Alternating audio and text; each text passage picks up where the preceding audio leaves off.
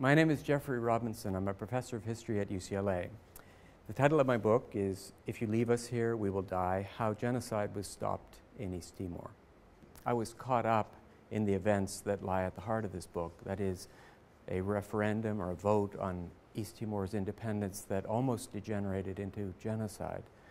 And after it was over, I found it very difficult to stop thinking about it.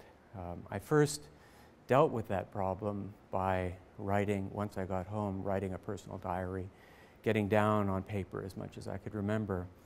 But as time went by, I realized that as a historian, and particularly a historian of East Timor and of Indonesia, and someone who knew something about political violence elsewhere, I had a kind of a responsibility to write something more, to do something in a more public vein. Probably the most important thing that comes from East Timor's history, in my view, is the realization that however inevitable or unstoppable mass killing or genocide might be, and however powerful the forces are that are ranged in favor of that kind of solution, that the acts of conscience, the acts of courage of ordinary people can actually make a difference. They have, in fact, the power to change history. That really is East Timor's message.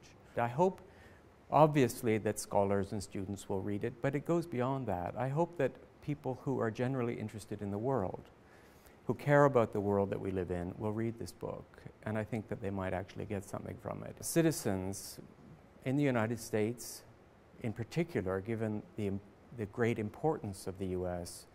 in international affairs, actually have an opportunity and a responsibility to hold their leaders to account. I mean this in a very concrete way.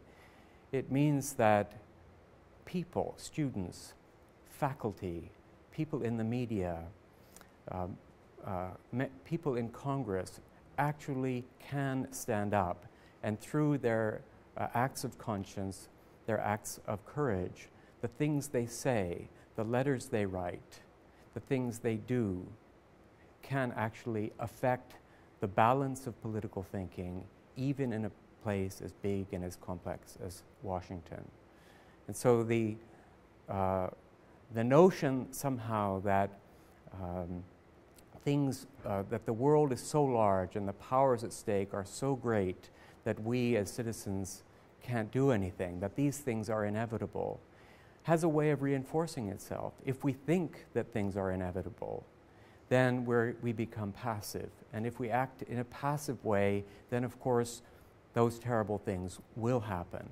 By our own passivity, by failing to take any action against these crimes or against these terrible things, we in fact condone them and facilitate them.